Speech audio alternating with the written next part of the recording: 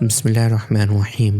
حضرت سیدنا ابن عباس رضی اللہ تعالیٰ عنہما بیان فرماتے ہیں کہ پیارے آقا صلی اللہ علیہ وسلم بھلائی میں تمام لوگوں سے زیادہ سخی تھے، اور رمضان المبارک میں جب حضرت جبرائیل علیہ السلام آپ صلی اللہ علیہ وسلم سے ملاقات کرتے تو اور زیادہ سخاوت فرمایا کرتے تھے، اور حضرت سیدنا جبرائیل علیہ السلام آپ صلی اللہ علیہ وسلم سے ماہ رمضان کی ہر رات میں ملاقات کیا کرتے، یہاں تک کہ پورا مہینہ گزر جاتا۔